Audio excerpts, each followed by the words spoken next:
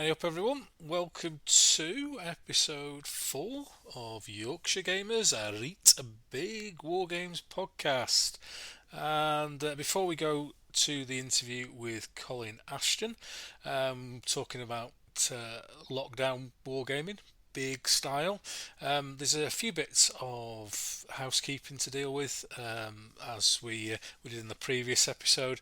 If you're looking for the results of the prize from the previous podcast, I'm going to do that in the outro. So you can either listen to everything all the way through or sneak to the end and find out whether you win the book or not. We are recording this on the 9th of April 2021 in the early hours of the morning. I had my COVID jab a couple of weeks ago and it's all gone a bit pear-shaped, to be honest, and I've been quite poorly as a result of it. But we're on the better side of it now. So the first thing I want to say is, once again, thank you very much to everyone who listens and follows the podcast. We had our 1000th download last week, and with only 3 full episodes, I'm more than happy with that. And with the additional listens on YouTube, we're up to 2,500, which for a very young podcast is very good. I'm talking young in terms of length of broadcasting rather than the age of the owner. So thank you very much for that. As I said at the start of these podcasts, I was going to make a decision towards the end of the initial run of 5 episodes, and you will be glad or otherwise to know that I've decided to carry on with them. And it's got to the point where there's an audience out there, and I can clearly see that from the figures we were just talking about a minute ago.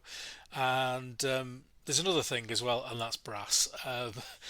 It's as an adopted Yorkshireman, I've become very, very tight with my money, and I started doing this on a free podcast program with Podbean, and they allow you to do so many hours, etc., for free. And then it gets to the point where you need to sign up, and I've got and gone past that point. So I've now signed up to Podbean for 1 year.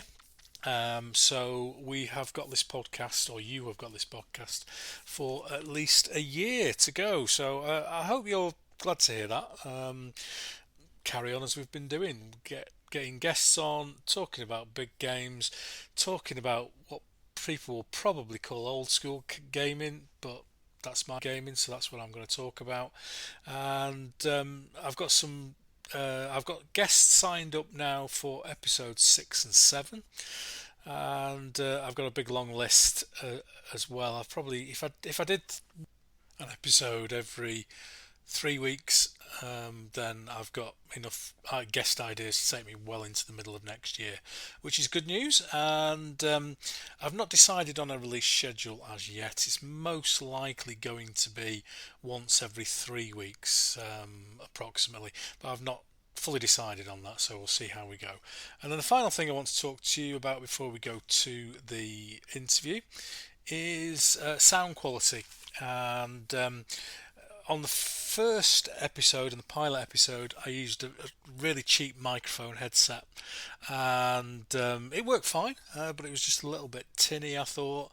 So I invested in a better quality headset and microphone, and although the sound quality was considerably better, it was a little bit too good because it was picking my breath up when other people were talking. So I'm working on that. I've never said that I was going to be a sound engineer, so please bear with me while I try and get the sound quality as good as I can. So that's the housekeeping done. So grab yourself a good old big mug of Yarkshire tea, sit yourself down in a chair, and let's listen to the interview.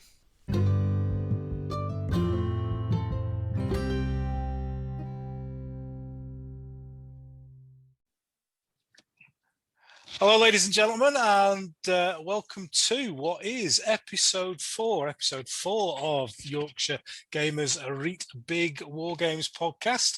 And today our guest is Colin Ashton, and Colin is a proper old school wargamer.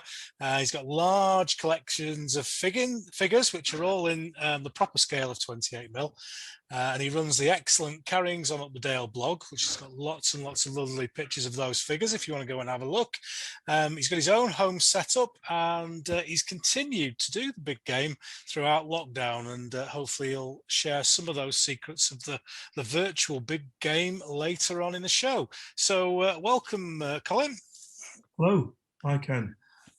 And have you been on a podcast before, Colin? Never. No. Oh, excellent. We seem to be quite good at getting podcast virgins on this on this show. You're not the first one who's not done a show before. So you have had a listen to one of the episodes, though, haven't you? Yes. Good. So you'll have an idea of what's gonna hit you first, and that's the 4-minute challenge. So if you could give us just a rough idea, if you can, in 4 minutes, of a bit of a summary of your wargaming history, if that's okay. Yeah, sure. So I'll start you off now with my little timer, and you'll hear the countdown music at the end when you're coming towards the 4 minutes. Okay. So off you go. Right. Well, I suppose like everybody of my age, being early 60s, with Airfix was the thing that we sort of grew up with. And sort of like throughout my sort of 7, 8, 9, 10, before I went to senior school, it was Airfix figures, just playing on the floor with my mates. Then when I went to senior school, got in with some other guys who were also sort of like a bit more into wargaming. And there was also, where I lived at the time in St. Anne's-on-Sea, there was a model shop that did lots of Wargames figures as well, and they were all hint and hunt painted figures. Oh, lovely. Paint up and sell. And so, and he opened up the upstairs of his shop, which was just empty for us. And so there were about 5 or 6 of us, and we were playing on the floor with the terrain all chalked on, using thousands of painted hint and hunt figures that would belong to the guy John that ran the shop, plus some of the other lads. We were all sort of like the same age, 11, 12, 13, so it was quite awe-inspiring, really, shoving all these figures around individually based, if they were based even. Sadly, I had to move to Durham when my dad got a job in Durham. I had to go with him, I was only 12, and straight away managed to join the group in Durham, which was in January 1972. And it was run by sort of like the Wargames godfather of the Northeast at that time, in the nicest possible way, because he got loads of people into it. Derek Sharman, Wargamers Den in Durham and everything. So we used to meet at his parents' house on a Thursday night, crammed around a 6x8 table, loads of us. And then I was allowed to join the group.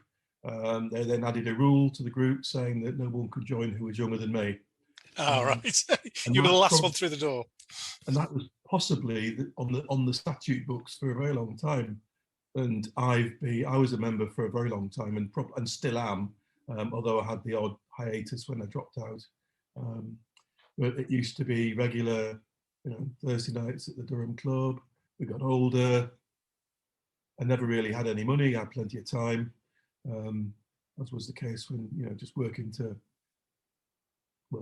basically. So I didn't have much in the way of collections of figures. First army I ever had were Carthaginians in 25mm, which was one of the 2 comedy armies of the ancient period, the other being Persians. And the years moved on, ended up being up the Dale. Yeah. Had my own place and started hosting Wargames with my mates, because it was easier than going down to Durham. Yeah. And I've run out of time. It's nearly there. Yeah. So, I mean, like everybody else, it was probably the same old into the hobby. And I just sort of 50 years later, I'm still doing it. Brilliant. And D.I. Regan there telling us to shut it at the end of the 4 minutes. Well, that's brilliant, Colin. It's as you say, it's a very similar method into the hobby to many people of a similar age. If you don't mind me asking, just roughly what sort of bracket of an age are you? I'm 63 in 2 weeks' time. Right, so you're about 10 years older than myself then. So you would have been in that. Lucky, of course, yeah.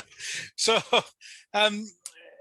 you mentioned a setup at home now that is your regular wargaming haunt as opposed to a club. Just describe to everyone what sort of a setup you've got at home then. Yeah, well, as anyone has seen on my blog, we when we moved out of the Dale about 3 years ago, back into civilization, the house we're moving into, we had a lot of work done to it, and the deal breaker was having a bigger games room than the one I had up at our old house. Yeah. And so I've got a 15 by 26 foot long room. Yeah. Purpose built, and there's a 13.5 by 6 table in there, which can extend by another foot each way if necessary. With sort of skylights for the lighting, and it's very well lit anyway. It was purpose built, so I mean it had to meet my spec. So, and then I started, just running games with having mates around either for like one-on-one or various members of the Durham Club and other friends I know in the Teesside area. So you're still up in the northeast then? Still in the northeast, yeah, in Middlesbrough. Yeah. So it works well because I mean I probably it's a bit of a hassle to get to the club in Durham. I go through if I can catch a lift off one of my mates that lives around the corner. But apart from that, it's far easier for people to come to me, and they want to come to me. Yeah. And there was a point where I would have a game, host a really big game, 6, 7, 8 players at home every Saturday. Yeah. And occasionally in the week, being retired, got that luxury as well. And so, the Burrowers became the regular Wargames opponents. So brilliant. And that was that room part of the house, Colin, or did you have that built on? It was built on. Right. So everything was to spec rather than here's a big room. Let's. That's brilliant. Yeah, it was. The house was a 1930s of detached property that hadn't had any work done to it for a long time, and so we were in a position to renovate it. And you thought, I know what this house needs. It needs a huge Wargames room. Well, I mean, I had the garage converted in the Dales. I had the garage converted, which was fine, but it was a bit cold in the winter and cramped. And I can say that with a smile on my face because this room, it being probably 3 or 4 times bigger, is also now cramped. So I've cramped but warmer. It's a lot warmer. I've got underfloor heating. I remember years ago playing in a friend's garage, and I think it was colder than the Russian front in there. It was shocking. So having heat in the Wargames room, a requirement, I think, as one gets older. Yeah, it is. And I've got, and we're next door to the kitchen, so handy for the cat. Perfect. It works fine. So, I mean, I'm happy, my wife is very happy that I could spend as long as I wanted here. Yeah. Because she knows where I am. My wife's very much the same. I'm not down the pub chasing loose women. That's what she says. Walk with the aid of a stick. So I can't chase any. You have to be very loose for me to. Do they? Brilliant. I've had a look through your blog, Carryings on Up the Dale. That's been going for quite a long time, I think. Is it 10 years plus? 2010 was the first blog. It was the first posting. I think it was a Russian Civil War thing. Yeah. And what was it that got you to start a blog? I was just, I was at that point, I was reading a lot of other people's blogs, Mm. and I thought I was thinking about it. At that time, I was playing with up there up in the Dales with my mates Mm. John and Robbie, who were like the independent Wargames club, who you may or may not know. Is that Robbie Roddis? Robbie Roddis, yeah, Yeah. John Robbie, yeah. Robbie started a blog, and so I thought, oh, that's a good idea. Mm. So I started one. I did one as well, just to cover the games that I was hosting. One of the big things on there, you've got a page that's dedicated to your figure collections, and you've got quite a few. Looking at that, I've got far too many. Is there such a thing as far too many? I often say. You can never have somebody. It's in that Acton, whatever it is, book that I buy. Yeah. Harry, what's his name? It can never have too much of something you don't need in the first place. Exactly. Yeah. Have you counted up your figures? Do you know how many you've got? I know how many I've got, but I haven't counted them all yet. I've been slowly updating the inventory. Yeah. And I've got up to the low 20,000s. Yeah. And I've still got some things to add. And they're all in 28 mil. So I mean, I've probably got 25,000 figures. I don't know. Something like that. Because that's something that happened to me. I was being interviewed on a podcast and by a lad called Chris Breeze, and he asked me how many figures I had, and I literally didn't know. Yeah. So I went away and through the haze of some malt whiskey, I started counting, and luckily I wrote it down so I could remember the number the next day and carried on from there. But that's a mighty impressive amount of figures, Colin. 20,000, very definitely. I've got a piece of software that there's a I found somewhere where you can actually do a inventory of everything. Oh, is it like well, it's not commercial, but it's on the internet? I think I've seen. Does it? Yeah. Does like an insurance quote for you as well? That's right, yeah, insurance things, yeah. And that was quite sobering, you know, when I realised how much it appeared to be worth. Yeah, yeah. I could, very conservative prices as well that they put on on their calculator as well. Yeah, I think if you went to a professional painter and got somebody to do them to the same sort of standard as your collection, then it would be a lot more than that. Initial. I'll be long dead before they're finished. So what's just give us some of the highlights of those collections then, Colin. What are your big periods? My big period was always 18th century.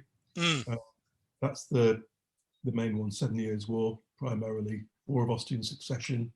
I seem to be creeping further back towards 1700 though, because I've started doing War of Spanish Succession as well. But essentially 7 Years' War, and I've got all the armies everyone that ever fought in it, I think, just about. I've got all the main protagonists. Have you concentrated on both the Prussian Frederick the Great side of it and the sort of the British Minden side of it as well? I've got Frederick and the Prussians against the Austrians and the Russians in the east, and then I've got sort of British Hanoverian, Hessian, Brunswicker with some Prussians against Reich's army, Saxon, you name it, you know, French, of course. And it just snowballed. It was only ever meant to be a small project. It's always that way. Always that way. Yeah. And what's oh well, he's got a lot to answer for. He was the one who started my Italian Wars collection, which I think you're big into as well, aren't you, Colin? He's got a website that I think it's Bronzo's Guns or something, purely on his build for Cesare Borgia's army. And I followed that, and that just led me down the garden path, and here I am 1,000 figures later. And so what's your Italian Wars collection then, Colin? What have you got for that? I've got Swiss, French, Spanish, Papal, Venetian, Mm. and a few odds and sods in between as well. And do you have Italian. do you have a chosen rule set for that and the 7 Years' War? I forgot to mention that for the 7 Years' War. Because the Italian Wars collection had its sort of genesis during lockdown 1. I've not played particularly with anybody, and so the rules of choice have always been ones that have been easier to actually manage as the host running a game remotely. So I tend to stick with sort of pike and shot and black powder, but I seriously do my own thing in terms of customizing them to what I think's right. I don't do the vanilla version that you get in the books. Honours of War is what I would choose to use in 7 Years' War if I was actually across the table from somebody.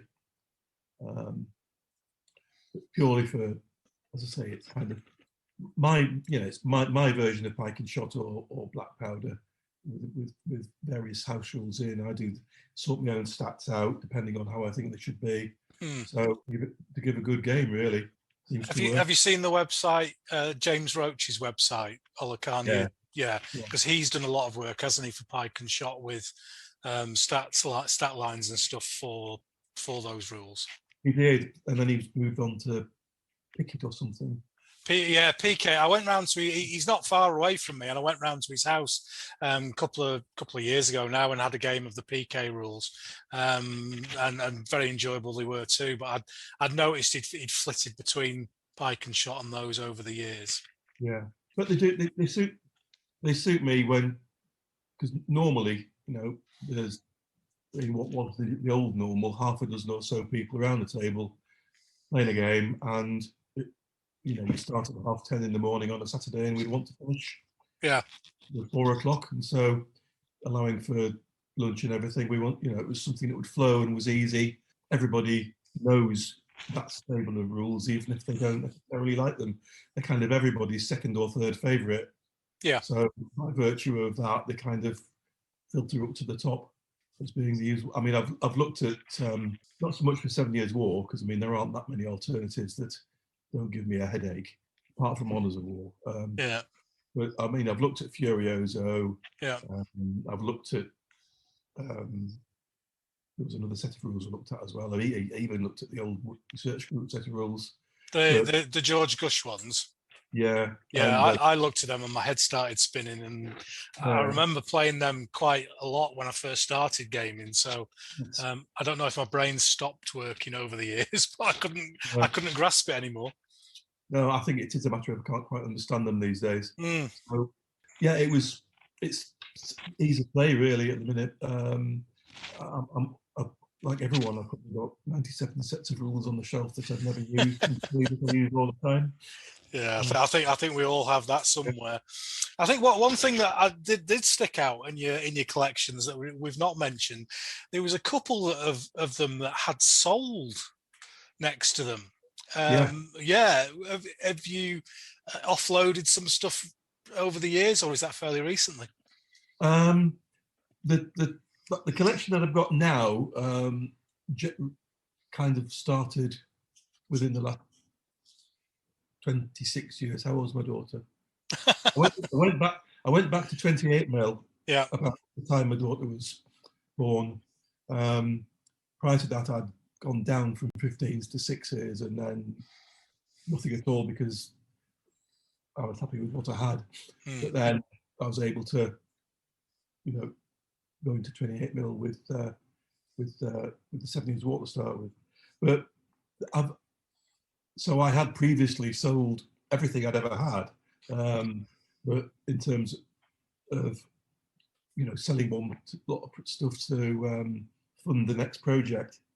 Whereas now, I sold the ACW collection because much as it was very, very nice, much as I enjoyed having it and using it and everything, I had bought it myself off another wargamer, Paul Stevenson.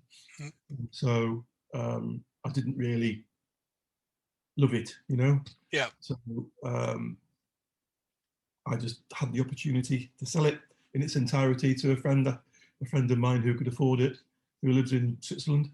So Oh, if he lives in Switzerland, he'll be able to afford it then. yeah, so that was, and I'd previously sold him a load of 6mm stuff several years prior to that as Yeah. well. So it was great. So I sold him those. I sold my American Revolution collection because I'd done it to death basically. Yeah. And would do it differently now if I did it again. That was the same guy actually. You're feeding his hobby. Yeah, and then I had Russian Civil War in 28mm. And again, I just got a bit bored of it really, and it didn't fit in with my idea of big war games. Yeah. So that went to some guy in Albuquerque. So they went with Snow and the Boots. So you did mention there that you've kind of gone up and down the scales over the years. Yeah. I think I read on your blog that you've now settled 28mm. You've got no other scales. Yeah. Is there any lie? Actually, sorry, that's a lie. I do have some.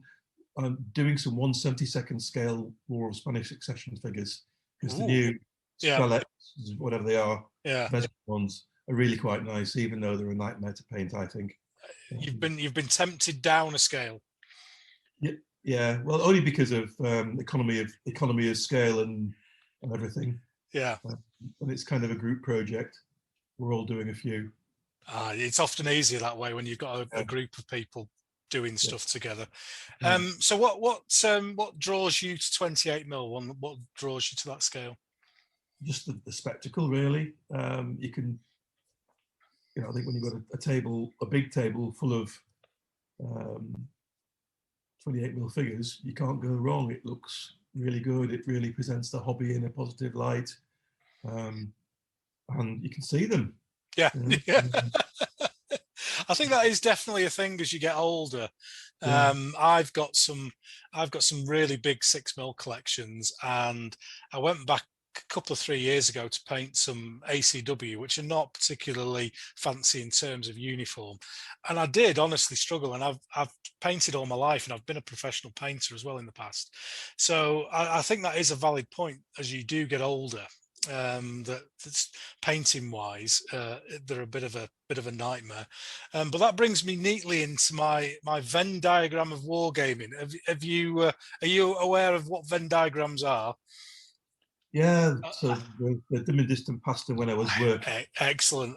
My last guess was a historian, and I got halfway through this bit and thought he's not going to know what a Venn diagram is, but he did. No, bless him. Let's assume I do.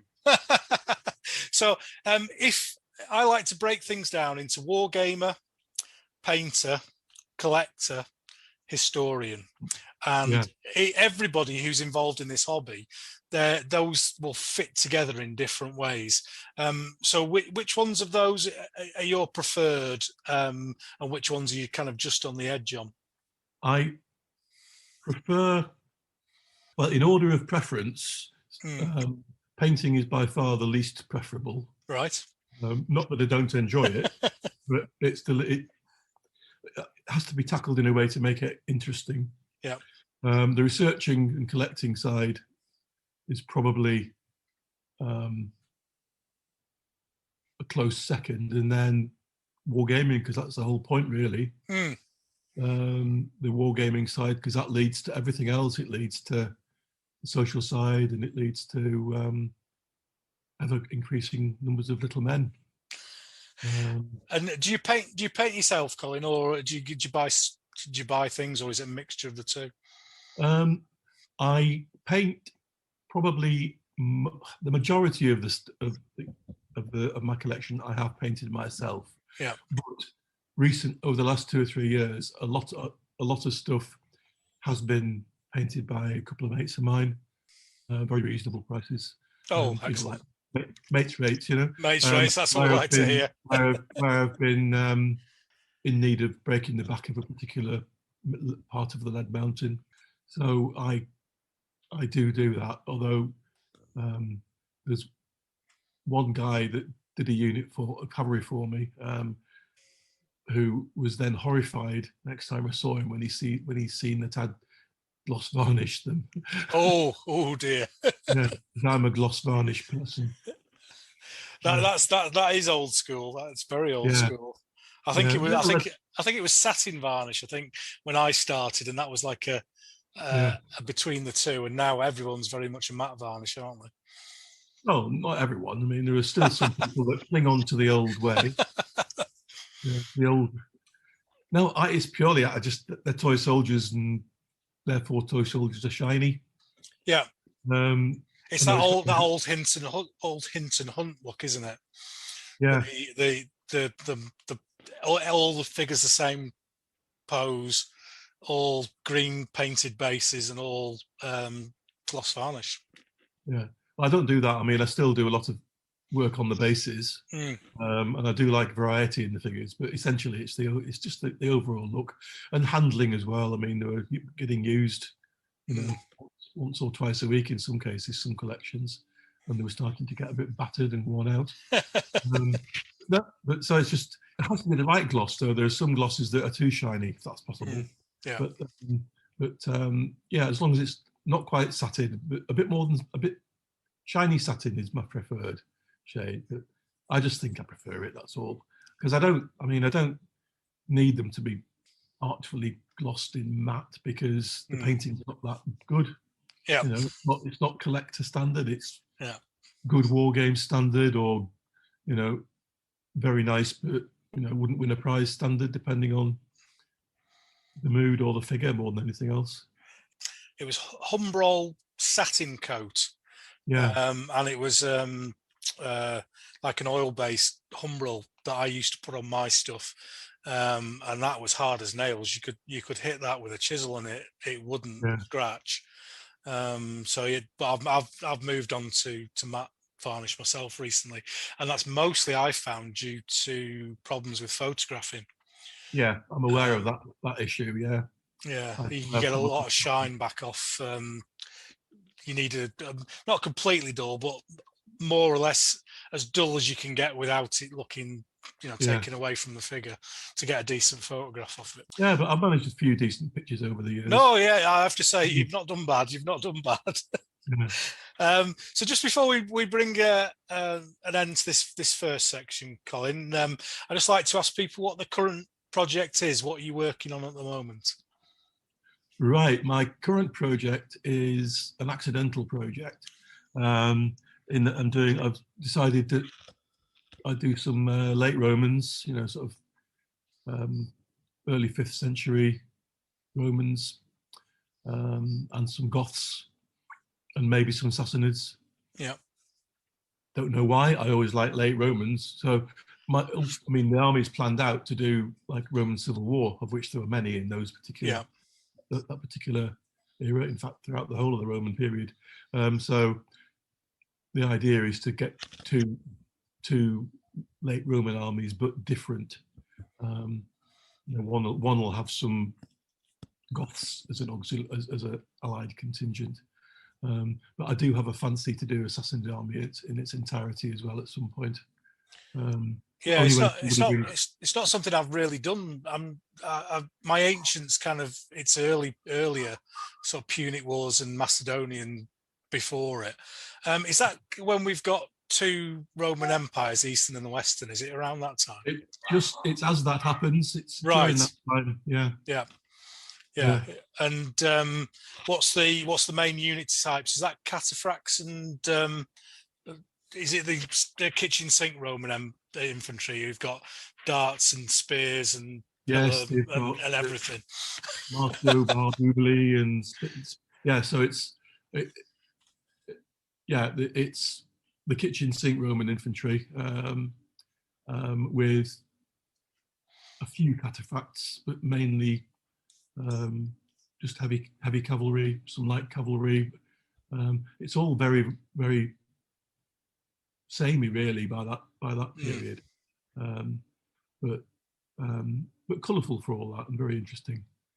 Yeah, I remember playing a game against those many years ago, and I just couldn't believe the amount of things that they could fire before we actually got into contact.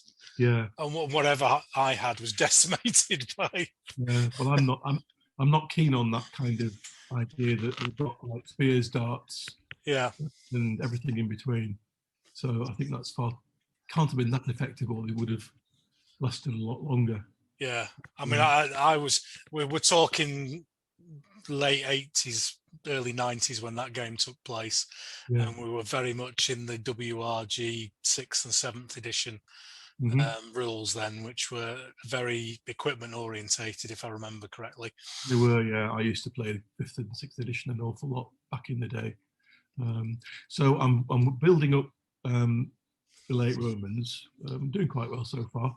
Yeah, And I'm also, what I was planning to do this year was the War of 1812 in America, North America, yeah, because I had a whole pile of figures that were painted, but they weren't enough for a game, so I needed to get some more done. So I thought I'd do that. yeah. So they kind of had to be rushed through, but they're still not finished. There's quite a lot to do yet, and I'm always finishing off the odd Italian Wars unit, or the odd Sikh Wars unit, or the odd Revolutionary Wars unit, because Revolutionary Wars is probably my largest collection, despite the fact that it wasn't the main one, if you like. So it's always something to keep me going. But as I say, at the minute, in theory, the main project is late Romans. I think most of us, and we see who have large collections of big figures, seem to always want to add a unit here and there to some of the older armies. It's something that I do all the time. Well, I know. Yeah, well, if you're like me, you'll have a box full of unpainted figures. But every army that you might have in your collection. Therefore, it's nice to dip in and get to do something different for a while after painting a couple of hundred legionaries. Very true. Very true. Well, that's a nice introduction there, Colin. And we'll just have a quick break for the audience, and then we'll come back and we'll talk about big games.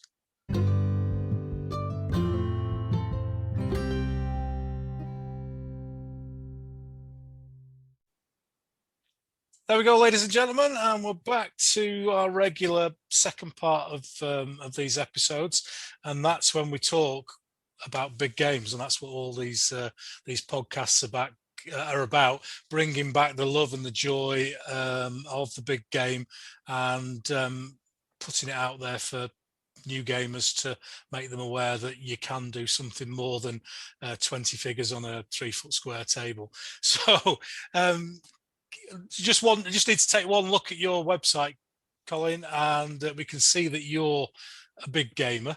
And what does a big game mean to you? Well, a big game means not necessarily a table full of figures, but getting on that way, and a nice bunch of guys to play the game with. I like to organise the games so that there's half a dozen, on average, say half a dozen people coming into play. Yeah. And we're doing a lot of refights, and they lend themselves to big games. So it's just a matter of the spectacle. If I'm going to organise something, I might as well organise something properly. I've got the resources to do pretty much anything I want in terms of terrain and the size of a game. So it's just a matter of it's the visual spectacle. It's no good for me. It doesn't really float my boat having a 6x4 table with enough figures on it to sort of see you through a couple of hours. Yeah. Or these sort of boutique games, which are very nice to figures, but they're not really challenging enough from a hobby point of view, as far as I'm concerned. But like we're in a lucky position of we worked or have worked, and have in our twilight years, we've got to the point where we can put big games on, and the prospect of putting a big game on some of these youngsters must be quite daunting. but it just proves what can be done. And from my point of view, it's what can be done at home, really. You know, Yeah. you don't have to go to a club. I mean, everything that I do is mine. I used to have a couple of guys used to go to the shows and put demo games on, again back in the 80s, and that was just to showcase what we could do, as opposed to your typical club night sort of pickup game, and so it's just a spectacle, and the fact that it brings so many things together in terms of people, and it gives me the chance. I can be quite wicked in the way that I will allocate commanders to real roles depending on their actual personalities. So dithering, dawdling. You've got the right man for that job. I know exactly which to choose for that, and if I want someone that's going to be like a complete and utter nutcase, then I know exactly who to go for there. So it just, but it is good. I mean, I'm just very lucky. That's all, and I just enjoy doing it, and I can't see the point in doing anything.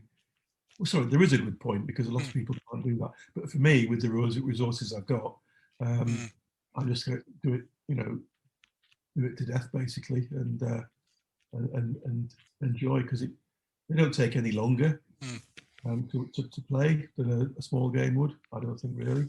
And I remember back, in the old days playing the typical WRG Ancients game. We still spend all day doing it, just two of us. So I think we are very lucky. I definitely agree with that, and I think it's. I think we need to share how lucky we are with people, so that people will aspire to a bigger game. A lot of the things that I listened to, and a lot of the drive behind doing this podcast, was listening to people say, "Oh, I've seen that big table and I can't do it," and just giving up before they've even started trying. And I really wanted to do my tiny little bit to try and change that mindset, and to turn people on to the big game again, and to get them thinking about, oh, maybe if we stuck another 4 foot on the end of this table and got some more figures, and then in another 2 or 3 years stick another 4 foot on the end of the table, and start to get there. But one thing you did say there, Colin, and it's something that Richard Harris picked up on as well, and that's the social aspect of the big game. I have to say that over the years of my big game experience, and I'd love to know your thoughts on this, I have very, very rarely come across the all-conquering, I must win wargamer, who seem to be very common in the competition games. Yes. And I think big gaming is more of a social event. I don't think it's as competitive, and I think it's more of a, laughing a joke is probably the wrong way, but it's more of an enjoyable experience. What are your thoughts on that? I agree entirely. I mean, I penalise very heavily players who get wargamery, excuse me, in terms of how they're playing, playing the rules rather than the battle and the period. And it's an unwritten rule that Colin would prefer it if you play the period rather than the rules. Don't manipulate the rules just because you can.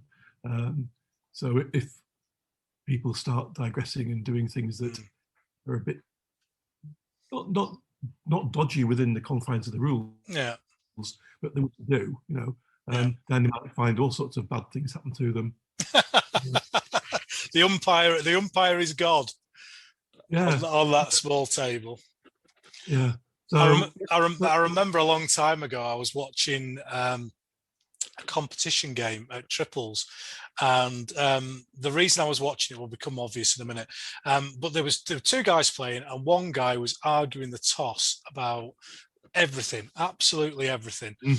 And it was Challenger 2 with the rules, and his opponent went off to have a Pibroch, and I had to point out to him that he was playing Bruce Reet Taylor, and Bruce Reet Taylor was the author of the rules, and I couldn't think of a of a more obnoxious person to play a game against, and I just wouldn't have enjoyed it. No. Oh, well, yeah, I've had games spoilt where players have sort of thrown a wobbler or just sort of given up 2 or 3 moves in because they can't see how they can possibly win, never again. And so people start complaining about the rules. They say, well, they won't get an invite again. It's always the way forward. Saying that, I managed to, I've got friends, Newark, from the Cotswolds, Fife, all around the northeast, depending on where people are. Is it Batley, Leeds? Batley? Yeah, Batley. Yeah, the home of the Batley Frontier, one of the dangerous nightclubs in the world. Yeah, and Adelaide. Wow. He organised his holiday around being able to visit me and play a game. That's fantastic. Yeah, that you are popular if people are coming from Australia to game with you. Yeah, and they he still takes part now. He took part in a campaign that I ran last year. Yeah. Also before lockdown, and he takes part in a lot of the virtual games as well now, which means he's got to stay up till 3 o'clock in the morning to finish. Well, that's dedication for you. Dedication. Absolutely, yeah. If you had to be put on the spot and try and define a big game with like table size or number of figures or scale, would that be something that you could do? Well, for me, anyway, personally, a big game's got to be, at least 12x6 table and 28 mil and a proper battle. Yeah. Properly organised sides, orders of battle. It doesn't have to be historical battle, but it has to look right and be based on fact, based on accuracy, and it needs to be playable. Yeah, good point. Yeah. Yeah, but apart from that, I'm just very happy to go with the flow and see how things pan out. But I do think it needs to, moving figures around the table, not quite shoulder to shoulder, but even there, if I might digress, people sometimes say you shouldn't really have your figures running the whole length of the table, which they don't really, because normally sort of compress them in a bit on each side, but because of all the manoeuvring and going around the flanks. But in reality, by the time you've got to the point where you can shoot at each other, all the manoeuvring and going around the flanks will have been done anyway. Or you don't need that, certainly in pre-gunpowder periods, I think. And so it's just, I think if you get to the point, you basically, line up and work out how you can best defeat your opponent based on the objectives and the challenge you face for that day. The biggest game I put on was, 3 actually. I've done it, or was it 2? 3 at the Battleground show in Stockton. Oh, yeah. I had a 18-foot table by 6, and did Battle of Ferrashar in the Sikh Wars on a 1 battalion to 1 battalion basis, and then did the Battle of Zurich, which was in the French Revolutionary Wars, where the Massena beat the Russians rather. Again, that was a massive table and then a battle from Louis XIV's early years against the Dutch, Battle of Senef. Again, and these were all on massive tables, but they didn't look, and there were like, several thousand figures on the table, but they didn't look big because, the overall sort of square foot of table surface was big enough to accommodate, for example, 20 odd battalions of British and East India Company troops on the Ferrashar game. So it's big, colourful, spectacular. If it's at home, doesn't matter whether it's at home or whether it's for a show. I only ever do the Stockton show now because it's literally 5 minutes down the road. If that, maybe 3. So it's, but it's just size, spectacle, colour, but the preparation for a game, whether it's a demo game or a game at home, is very much the same, really, as far as I'm concerned. And when you were before you started gaming at home and you were at the Durham Club, did they used to put all games on at shows, and were you involved in that? Yeah, Yeah, and they still do. But when I was active within the Durham Club, yeah, I used to take part in games or contribute to games or put games on. But that was when I was younger and fitter and Yeah, everything. Whereas, moving games around shows is yeah, not easy. no, I think I mentioned in one of the episodes how we used to get up at about 4 o'clock in the morning and get a minibus yeah, and go yeah, around Leeds and pick everyone up, and then we would drive to Edinburgh, put a game on at Edinburgh at the show there at Claymore, and then drive back and get home at like 10, 11 o'clock at night, yeah, and I'd be asleep by lunchtime now, I think. yeah. And when it was in the earlier location where there were no lifts or something, Oh, it the was assembly rooms in the yes, middle of town. Yeah, a nightmare. Yeah, we did Lepanto, the huge yeah, um, trireme game, and I remember carrying all those ships up and down the stairs, and yeah. I definitely couldn't do I definitely couldn't do that anymore. Um, I think you've talked about the joy of the big game. Is it something? I take it you still go to shows if you're not putting anything on. Oh yeah, Yeah, and definitely. Yeah. yeah, is is that something that draws you? It draws your eye at a show, a Oh, big very much so. game. Yeah, very much so. I mean, the big games are the ones that the reasons I would, well, apart from meeting up with mates who are also meeting up at the Yeah, point of play, it's very much about seeing what other people's ideas are, yeah. and there's a little bit of saying, well, no, I could do that at home, kind of thing as well. But it's just that sounds very, very arrogant, but it's not meant to be. No. But then the last time I went to Salute, which was 3 years ago, I was really disappointed Yeah, because there was nothing really that appealed at all. There was a big game, I think, but it was like orcs and elves and other such stuff. But the last big historical games I saw at Salute were the Siege of Somewhere in the English Civil War, and I think what's his name, Ron Rimrose, and yeah. somebody had done put on a Ian Smith. They'd done a big game, 7 Years War game, but There when does people, there does seem to be a trend now towards whereas in the past you would go and you could guarantee to see 7 or 8 big games. There does seem to be a tendency now to have smaller tables, and they are remarkably well done. But unless you get down on your knees with a magnifying glass, you can't particularly see them. Whereas that 28-foot Napoleonic game that somebody used to put on years ago was a wow as soon as you walk through the door. yeah, And I don't know whether the demise of the 2-day game show may have something to do with that. But that's something you noticed at Salute, was it? The big games were a lot less. yeah. Well, I think I've only ever been to Salute once in the 80s, and there when it was in Kensington, I think. Yeah. Was it Kensington Assembly Rooms or something like that? Something like that, anyway. Yeah. And where we put on a Mexican-American war game, the Battle of Chapultepec, and a friend of mine had built the monastery and everything, and so we had that as a centerpiece, and that looked really nice. But the last two, the next 2 times I went to Salute before the world ended.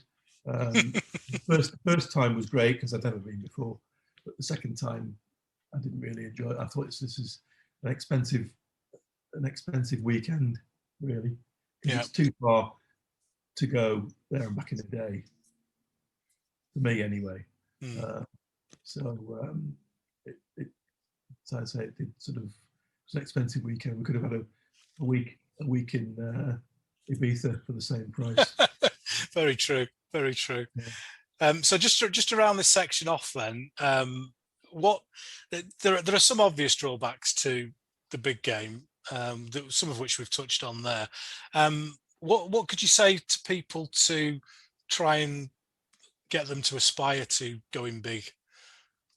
Well, I think nowadays with the resources that are available for people to buy in whatever scale they want, and whether they want metal or plastic or mixture of both, I think it's just a matter of, if it's possible, Yeah. I mean, it's possible, but you've got to be careful that you try and keep focused. But it's not something that should be seen as a daunting. Oh, I could never do that. Because I used to look at the sort of Peter Gilder type games and think I could never do that. But 40 years later, the reverse is true in terms of scale and everything. So I think it's don't be frightened. We all started off small, and things got bigger, including wastelands. But, and we're all, fortunate. Many of us fortunate to have had decent jobs, understanding other halves. That's very important. The understanding of the halves, and support. I get great support from my wife. Yeah, it shouldn't be frightening. It should be seen as something that it's possible for anybody. It's like, every general's got a marshal's baton in his knapsack. It's, every wargamer could have their own wargames room if that's what they want. Yeah. It shouldn't be seen as an impossibility. Yeah, I think like you say, when you see those, when I saw those initial Peter Gilder games, my response was, I want to do that, not I can't do that. Yeah. I hope people see the likes of your stuff and my stuff on the internet and say that they want to have a go. I think Price now as we're in a better situation than we were certainly 10 years ago. I've just completed an Italian Allied Legion for the Punic Wars in 28mm, mostly with Victrix figures, and it's less than probably 125, 150 quid for all the figures. And if I did that in metals, that would be considered probably double, at least double that. So it's not as expensive as people think if they just be sensible when it comes to buying figures. Yeah, and I think people that have come into the historical wargaming from Warhammer, they're used to sticking things together with glue, aren't they? Yeah, and to be fair, because my lad, he had a dabble into Wargames, Warhammer 40k, and the prices of some of those miniatures, it's like, what? Like 40 quid for a single miniature. Obscene, yeah. And I have to admit, in front of you and the audience, that I did, in my youth, not my youth actually, probably within the last 20 odd years, had 3 or 4 Warhammer Fantasy armies. Yeah. As well as, I'll get my coat now. Yeah. No, because I will confess, I've already confessed this on another interview that I did, but I did have a Warhammer 40k Space Marine army, and I'd painted it up as the Tetley Bitter Space Marines. Yeah. And they were all painted like a can of Tetley Bitter, and the serious sci-fi 40k people didn't find that funny. It wasn't an official chapter, apparently. I could insult lovers of Tetley Beer by saying that did you use painting was very, very flat, was it? Oh, very good, very good. Yeah, to be honest, Tetley, I'm more of a sort of a Masson Brewery, Timothy Taylor landlord sort of beer rather than Tetley, which, like you say, was a bit. But most people outside of Yorkshire would recognise Tetley with Yorkshire. So that's why I stuck with that. Well, that's brilliant. Thanks very much for that, Colin. It's been a great discussion on big games. And we'll come back in a second for everyone's favourite bit, the Yorkshire Gamer Quiz.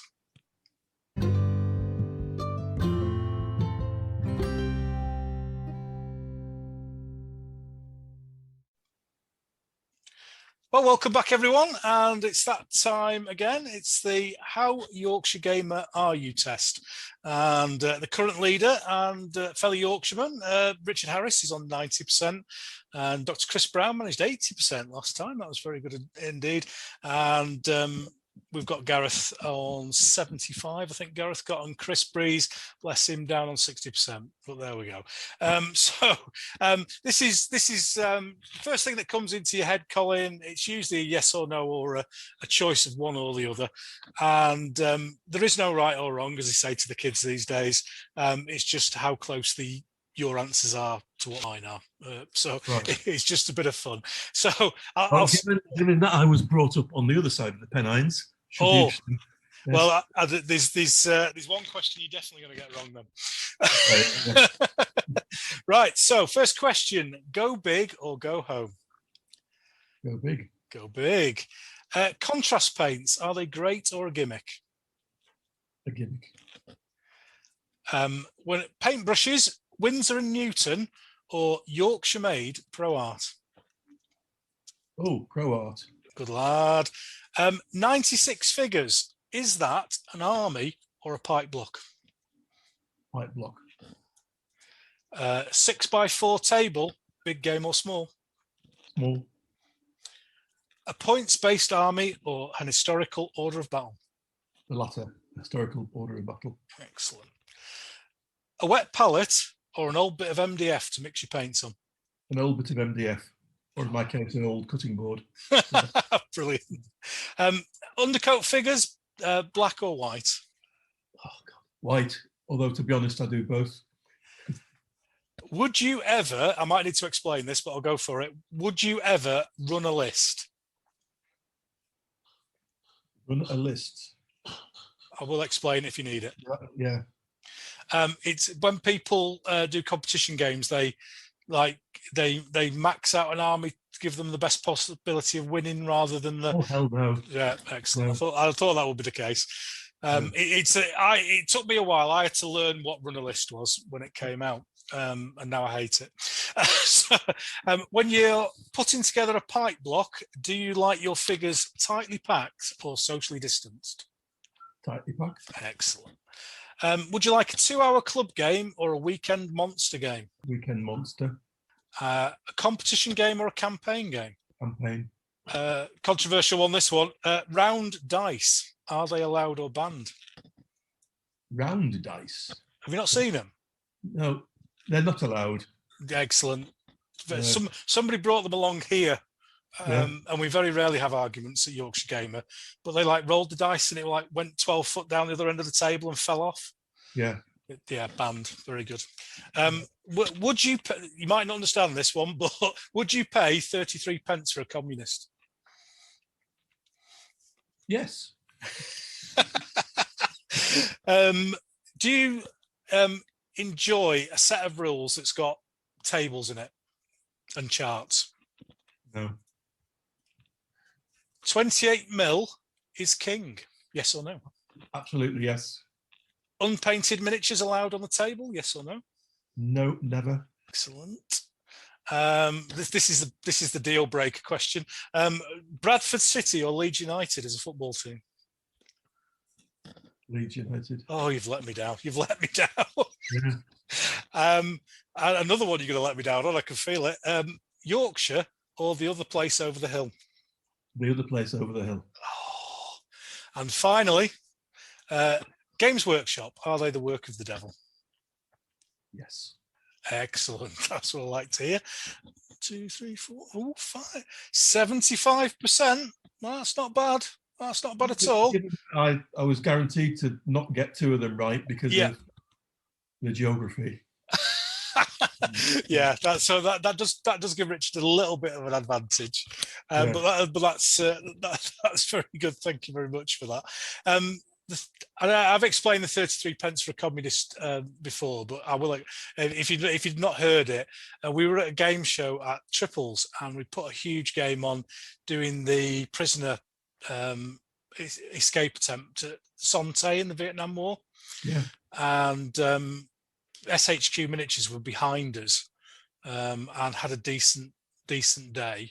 and offered us some discounts. And somebody asked me, and it worked out at 33 pence for a VC figure. And I just said, I'm not paying 33 pence for a communist, just off the top of my head. And it stuck with me for the rest of my life, unfortunately. But 75% is a grand total, and It's not bad enough. at all. I demand a recount. Well, until you go for Yorkshire rather than that other place over the hill, you're never going to win, are you? No. So we'll be back in a second, ladies and gentlemen, and we'll talk about our big topic, and that's big gaming in lockdown.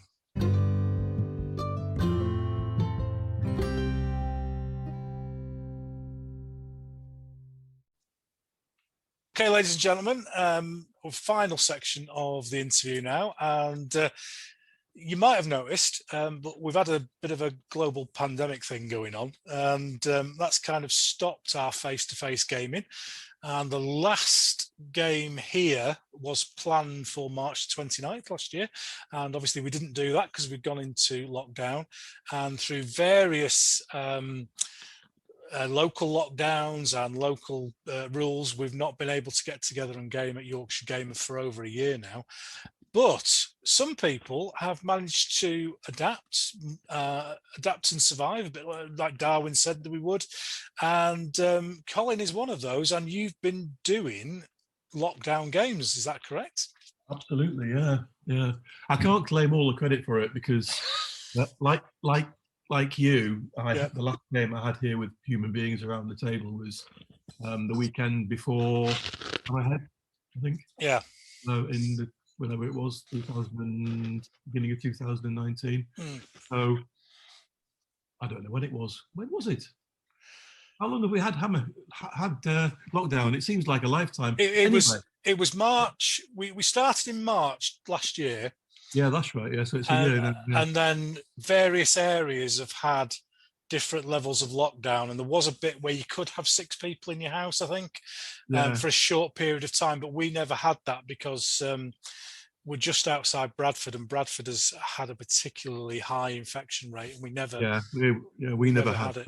We never had that either. Yeah. So yes, mate of mine, Steve, who lives down in Newark, he was the first one to sort of try a remote game, and lots of sort of issues with the technology and with sort of bandwidth and the ability of domestic broadband to deal with the technology, but it works. And so, excuse me, I just took it and developed it. My wife's very technology orientated, which is helpful because I'm a Luddite, really. And so we experimented an awful lot with different software. We didn't use Zoom to communicate because none of us wanted to actually pay for the professional £11 a month. Yeah, because once you go over more than one person, you have to pay, don't you? And I found that with the first episode I did of this. Yes. I had 2 people on, and thankfully the first one you do, you get as many as you want, and it's free, and then you have to pay more. That's right. Yeah. So sorry, you were saying. Yeah, and so we kind of by default ended up with Skype. We initially used Skype for the visuals as well, but it couldn't cope really, and everything kept on hanging and stalling, and it was a nightmare.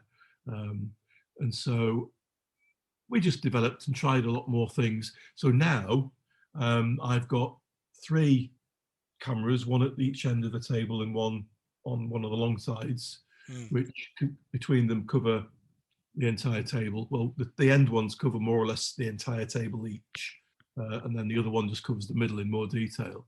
And we run those using, I'm going to just try and look at the software now, Logi Capture and OBS. For anyone out there? Yeah. And got sort of quite decent cameras, not like sort of the decent quality cameras. Each of those cameras, we set up a live stream onto YouTube. Yep. Which means that the players can open each of the streams and keep the windows open, and then they can tab between the perspectives of the different cameras as they see, as they wish. Because prior to that, it had been down to the organizer.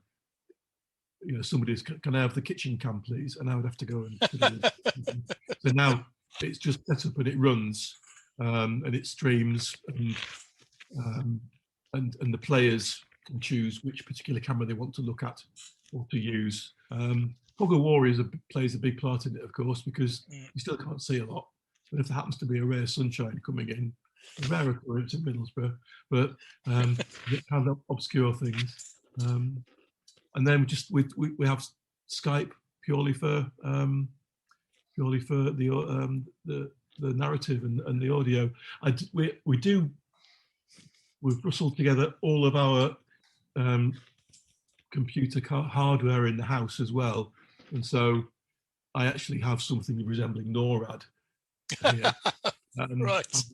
I've got 2 laptops and a desktop and an independent big screen, which means that each camera is operated by a separate laptop. Yeah. So again, that doesn't affect the capacity of the computer to deal with lots of things. It's only got to deal with one thing. Yeah. Which in one case is camera A, the other one does camera B, the other one does camera C. Nothing else is running at all, apart from the software to support those. And then the other one, the desktop, runs Skype, and that has worked really well. And even the most technically challenged of my friends have managed quite well. And that doesn't account for things like, internet being completely sort of wiped out because of some technical issue outside the house, which can be a bit annoying, or Saturday afternoons during lockdown, everyone's downloading Netflix stuff for the evening. Yeah. Or even once when it was an Apple upgrade time, and because I've got an Apple, it started to try and upgrade itself in the middle of a game, which was a bit awkward. But it gets to a situation where we have the table set up with all the figures on. Prior to that, I will have organised the sides, given them the briefings, a few pages of briefing notes, orders of battles, map of the table, photograph of the table, sometimes carefully edited photos of the table.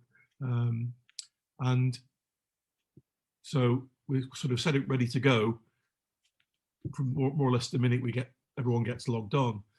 People can plot and connive prior to the game because they've got everyone else's emails, obviously. Yep. So I'll say that Bill, Bob and Jack are on the French side, and so it might be worth having a plan because you're not going to be able to speak, that kind of thing. And it does really add to the overall idea that generals are not looking through the eyes of every colonel or the commander. They've certainly got the big picture perspective. You don't know, the players don't know what well off or how badly their units are doing unless they choose to ask. They normally forget. And so, the general wouldn't necessarily know that the 17th foot's been wiped out or is down to its last pit before it will break, and still order them to attack. So it's the actual sort of context within which we play the games is relatively straightforward. Again, as I say, it's just a coming together in our house. Thankfully, our computers, the old computers that you never get rid of, and a bit of time and patience working out how to make it all work. So are these the same people who would physically come to your house to game? Yes. Is it the same group? Well, with the exception of Mark in Adelaide, yes. Yeah. Yes, so we'd have the same group of people from down from sort of North Tyneside all the way down through to Teesside. Occasionally, as I say, people would have been coming down from out of the area, but they've still sort of signed up for a game as well. Brilliant. And has everyone, and I'm sure they won't listen, so you can drop somebody in it. Has everyone embraced it? Has everyone got on board with it, or have you had people who are more happy than others? I think everyone's happy, and everyone seems to be. It's not so much playing the game, but although that is a big thing, of course.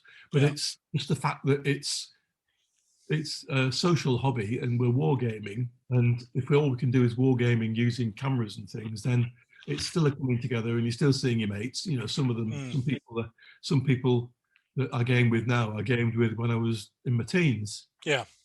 So it's, you know, very long friendships, and it's really, and everyone has said that it's as much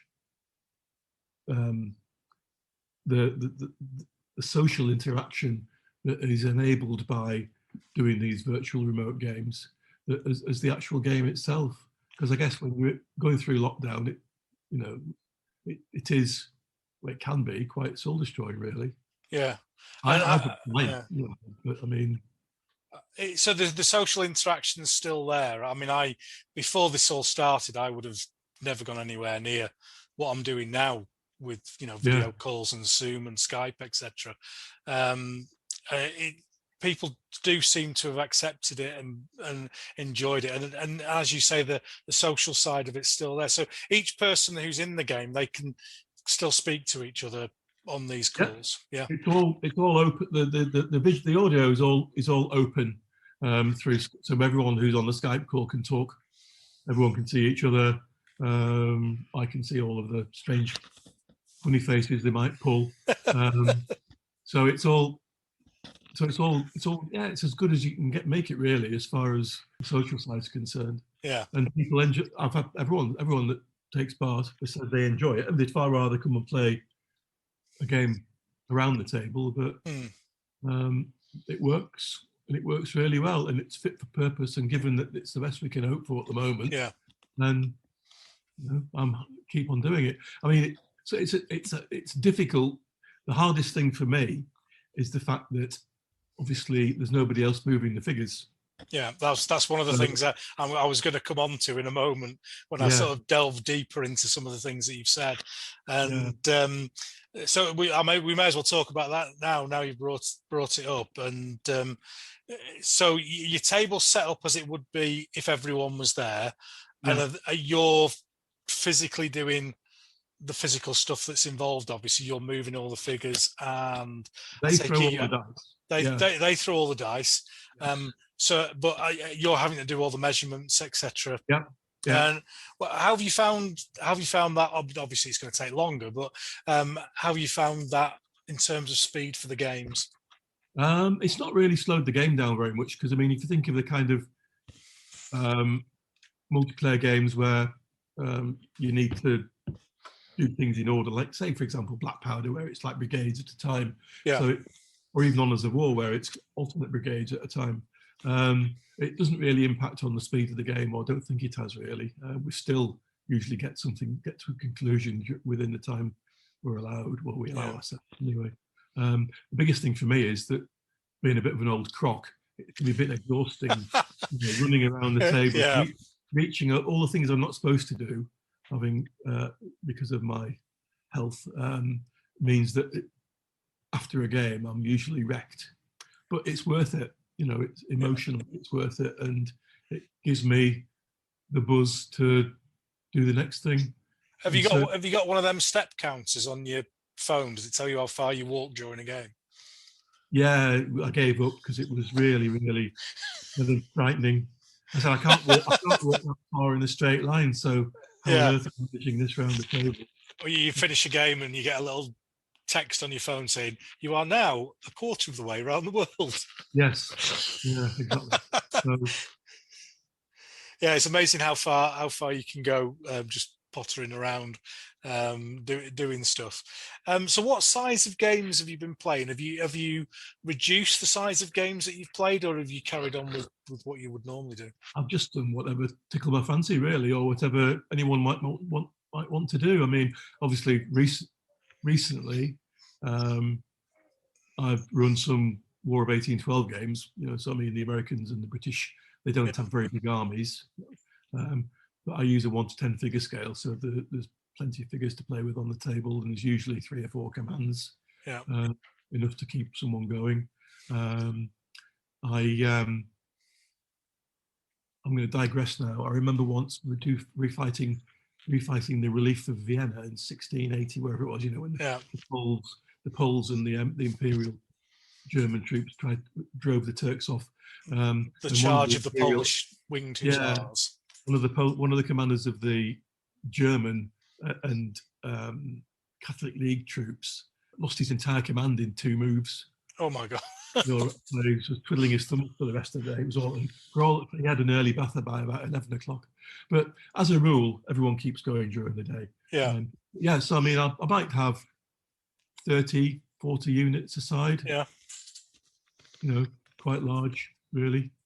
I don't have massive units. But it's not fundamentally changed the way you think about setting up a game. Not at all, no. I mean, if I wanted to do the refight of, as I do every year, the refight of Rossbach and Leuthen, then I'd do that anyway, regardless of whether or not it's a real game or a remote game. Has it required any changes to rules, for example? No, not really, because I mean, I already have a few sort of house rules that are used for any rules that I use, because I might not like what they do. Yeah, I think most people do that, don't they? Or in the case of certain rules, I mean, you could almost change the covers of the book and they'd be the same. Yeah. Not wishing to name any names. No, I can think of them, but yes, I know what you're talking about. But it's all it's a matter of scale, really. Just sort of whatever I could do before, I just carry on doing now, and if it becomes unmanageable, then I'll stop. But so far, touch wood, it's not. And we've sort of briefly touched on this, but you reckon it's not taking any longer? It doesn't take. No, sorry, I didn't answer that question, did I? No, it doesn't. No, the preparation's the same. I can pace myself when it comes to setting the thing up, and I can pace myself when it comes to putting it all away again. And the actual game, say, will start about 10:30 and will always be finished by 4, sometimes 4:30, with a conclusion. Yeah. So luckily, we've been able to get a good day's gaming out of it. I think one of the luxuries that people have with their own setups is that time isn't so much of a driving factor when it comes to rules and finishing games. I mean, certainly here, we'll have a fish and chip lunch if we're gaming on a Saturday or a Sunday, and if there's a football match on, we might finish at 4 o'clock, and if we haven't finished a game, then we'll just leave it up and come back on a Tuesday. And that makes a difference to the sorts of rules that you can play, doesn't it? Yeah. I mean, I've had quite a few games. Last year I ran a French Revolutionary Wars campaign set in Flanders in 1793, and it was necessary then to have games run over sometimes from one Saturday to the next, purely because they needed to be finished.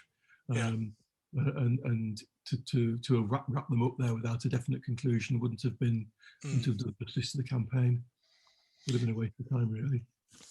No worries. Well, we're coming towards the end now, but just before we finish, do you think that now we've got these virtual games, that it's going to carry on in some respect post COVID? I think it could well do in some areas, certainly. I mean, I suppose once we get back to the new normal, there won't be an issue if my mate in Adelaide wants to take part in a game, and he can do stuff remotely, and the others can be there anyway. It may get to a point where we can have one person round, in which case I've got my figure mover. Yep. I did think your minion. Yeah, I did think of recruit. Well, we did have a couple of instances in the early days of lockdown where you could have one person around. Yeah. We had figure movers, and it was very much a matter of trying to keep control of the game, because they were obviously very partisan, because they were also playing the game. Yeah. Yeah. So, but yeah, I think it'll still be. Why not? Why wouldn't there be a reason to have a remote wargaming setup as well as a real one. It depends on what you need, Yeah. what you can, I what you think got to do. there's a yearning from all of us to get physically back around the table. Absolutely, yeah. I But mean, this has opened up a new lot of possibilities. I was just thinking about it before we started the chat, and I was thinking years and years and years ago I played in a game where and it was quite experimental for us, but I sat in a room on my own, and I remember that I painted my World War II Japanese fleet whilst doing it, and I was commander of the Confederate forces at a American Civil War battle, mhm, and there was another lad who was sat in another room. We knew a lad who had a big house, and he was commander of the Union, and we basically all we got were messages backwards and forwards from the table, and a yeah, quick look at the table before the game started, and that kind of thing would be very much possible, wouldn't it, yeah, with the virtual thing, to have a, very, a CNC from Adelaide yeah, passing stuff down and overviewing and yeah, telling people what to do. yeah. It certainly, there's no reason why not, and the technology is there. So it's actually quite, one of the good things to come out of the pandemic is that it's opened up new means of playing war games, really, across the world almost. Very I mean, much so. if you get the time zone right, there's nothing to say you couldn't have somebody in Australia and somebody in the States, as well as most of the people in the UK. I think a lot of people in the States, from what I pick up on social media, struggle to find people who play games locally to them. Yeah, And I think a lot of them would jump at the opportunity yeah, to play in these sorts of games. yeah. One thing I did write a question down when we were talking earlier on, and I forgot to mention it. Did you ever think about moving or roving camera positions? We did have a roving camera, Mm, but because of the fact that if it was wireless, it tended to hang up occasionally or right. too often. And if it had a wire, it was a trip hazard. Um, Yeah, I then, suppose so. Yeah, then, that was an idea that was swiftly booted into touch. yeah. And the cameras, you can zoom in and everything and pan Mm. a little bit. So Yeah, there is, I didn't know whether it would be possible to, because I'm a Luddite, very similar to yourself. I didn't know whether it would be possible to have like a commander's eye cam, if you like. it's possible. It is possible, but there are other technical issues that, for me, it wasn't worth it really. Um, it it just wasn't worth it. Well, thank you very much for your time today, Colin. Pleasure. It's been a Yeah. great chat about all things gaming and with a slant on the big games, which we kind of want to do with this Yeah. podcast. Well, I Um, hope so.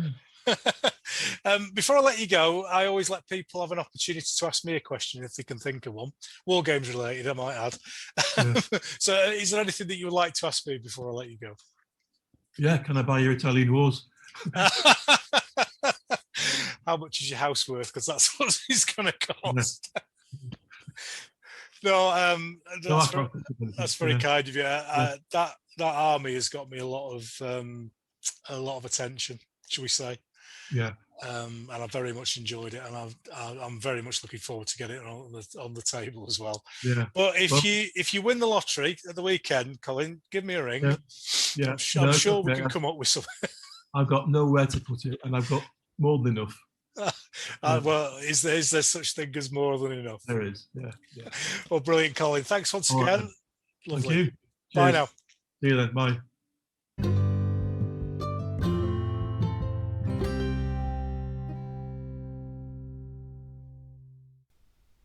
So I hope you enjoyed that interview with Colin, and it was something I wanted to try with this podcast was getting people on who'd not done podcasts before, and I hope you've enjoyed it. I hope you've enjoyed listening to new people involved in the hobby, and it's joy. People seem to be quite nervous when they first start the interview, and by the end, we're just chatting away like two old mates, which is what most wargamers do, to be honest, with that shared love of the hobby, and people on this show, the shared love of the big game as well.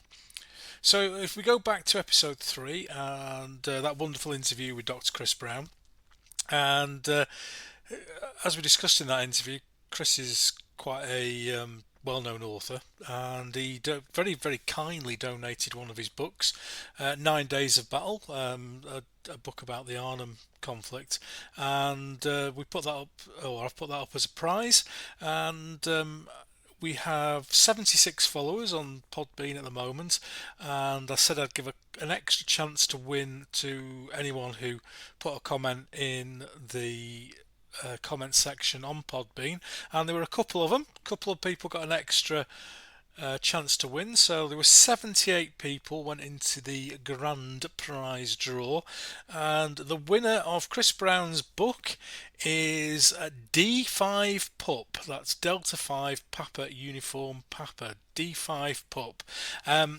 And wonderfully, I've done this, and then I've realised that I can't contact people via Podbean, which wasn't very clever, but there we go. So, D5 Pup, if you're out there, I've got no method of contacting you other than you contacting me. And drop me an email via yarkshiregamer@gmail.com or through the comments on this or any of the previous episodes, and we'll make sure that you get hold of your copy of that wonderful book. I've drawn a reserve just in case I can't get hold of D5 Pup, and I'll announce that in the next episode if we can't. But hopefully D5 Pup will be in contact with us, and we'll get that book off to them very shortly. So we can look forward to the next episode now. Episode 5, the guest hopefully will be Mark Freeth. Mark runs the Wargames Holiday Centre, which used to be up here in Yorkshire, and we spoke about in episode 2 with Richard Harris, and he had some very fond memories of it. Since it's moved down south, I've kind of lost contact with what's going on with the Wargames Holiday Centre, so it would be great to contact Mark and chat with him about how things are now with the Wargames Holiday Centre. And if you can't do a big game at home and you can't be bothered to paint all the figures, then go down to a Wargames Holiday Centre. These people have got massive collections, and you can play some of the biggest games you will ever see. So I'm looking forward to that. Hopefully we will be releasing that episode on the 23rd of April. And until then, look after yourselves, and Siddhi.